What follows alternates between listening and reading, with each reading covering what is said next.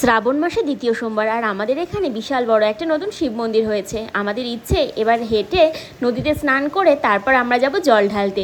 ভোর 4টের সময় দেখো পাপাই কিন্তু উঠে হাজির, কারণ আজকে তো স্কুল যেতে হবে না তার জন্য। আর যেদিন স্কুল যেতে হবে সেদিন বলবে মা আমি ঘুম থেকে উঠবো না, স্কুলে যাব না, এইরকমভাবে কান্নাকাটি শুরু করবে। দেখো সকাল সকাল আমরা চলে এসেছি, এখনও কিন্তু অন্ধকার রয়েছে, আলোর দেখা হালকা হালকা পাওয়া যাচ্ছে। এই ফার্স্ট আমি বিয়ে 9 বছর হলো অজয় নদীতে স্নান করছি, অজয় নদ। তো এখানে আমি এই ফার্স্ট স্নান করছি। আজকে এত পরিমাণে স্রোত আর জল কতটা পরিমাণ বেড়েছে বুঝতেই পারছো, বর্ষায় জল ছেড়েছে। আর আমরা জল ভরে নিয়ে এখন রওনা হয়ে গেলাম মন্দিরের উদ্দেশ্যে। পাপাই কিন্তু বেশ 2 কিলোমিটার রাস্তা, ও কি যাবে না মানে যেতে পারবে কি পারবে না সেই নিয়ে টেনশনেও ছিলাম, কিন্তু দেখছি বেশ কিন্তু পটপট করে হাঁটছে আর ভালোও লাগছিল।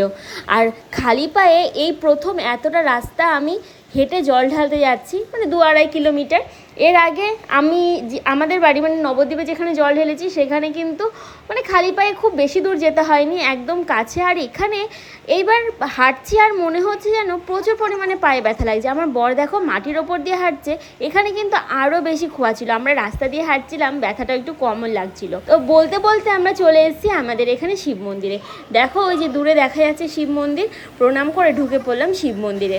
এবার বাবার মাথায় জল ঢালার পালা। আচ্ছা তোমরা প্রথম সোমবার কি কেউ কোথাও জল ঢালতে গিয়েছিলে? অবশ্যই কমেন্টস করে জানিও। আর শেষ সোমবার তোমরা কোথায় যাও, কত দূর জল ঢালতে যাও সেটাও অবশ্যই জানিও। আর এবছর কি কেউ নতুন প্ল্যান করলে?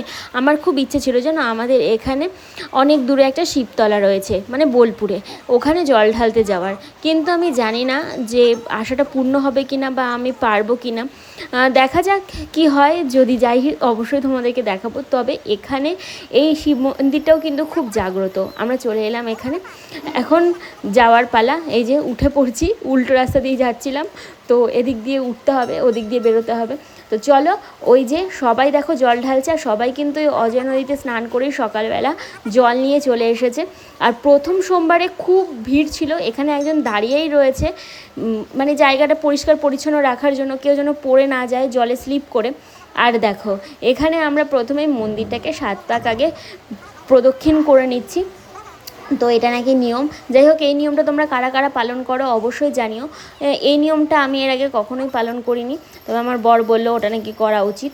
তো চলো 7 বার ঘুরে নিয়ে আমরা চলে এসেছি বাবার মাথায় জল ঢালতে। এই যে ভেতরে ঠাকুরমশাই পুজো করছেন, আর এখানেই আমরা পুজো টুজো দিয়ে তারপরে প্রসাদ নিয়ে নিলাম। আর তারপরে এই যে পাপাই বললো যে মা মাথায় আমি এখানে মহাদেবের তিলক পরবো, তো সেটাই আমরা এখানে পরে নিলাম। আর আমাদের পুজো কমপ্লিট হলো, তো আমরা বাড়ি চলে যাচ্ছি। ও তোমরা কোথায় কোথায় পুজো দিলে অবশ্যই জানিও কিন্তু। তো এরপর ভাবলাম আমি কেন বাদ যাই, আমিও পড়িনি। আমি এরকমভাবে ভোলে বাবার মতন কখনো এভাবে তিলক পরিনি, এই ফার্স্ট পড়া, আমার খুবই ভালো লাগছিলো।